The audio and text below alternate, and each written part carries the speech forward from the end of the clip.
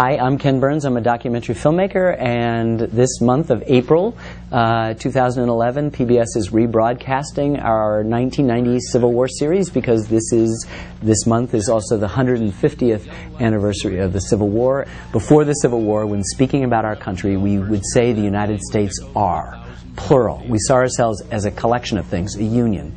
After the Civil War, we began talking about a one thing, a nation, and we began to say the United States is, which is actually ungrammatical, but we use it every day, and we don't think of it.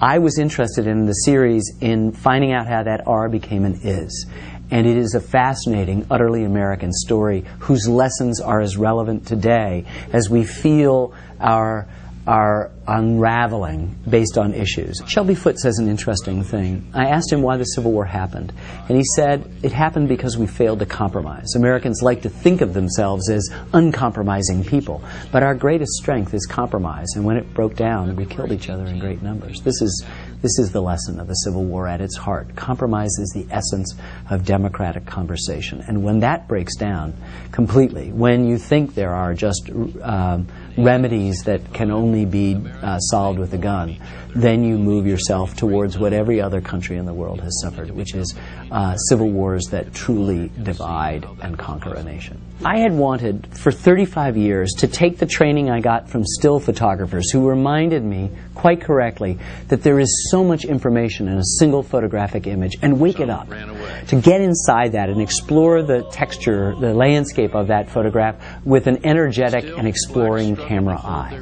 And to add first-person voices in addition to a third-person narrator, to add sound effects and period music to make it come alive, to will the past alive. That's the real Ken Burns effect. And yearned to be free. We think the past is gone, the people are anachronistic because we're alive, that we live much more complex lives than they do. Not true. They felt love and jealousy. They had equally as intellectual conversations as we have, and have had for thousands of years. And we have to figure out a way to remove the arrogance that the present exerts over the past. And one way to do that is to honor the past with the way it sounded and the way it looked.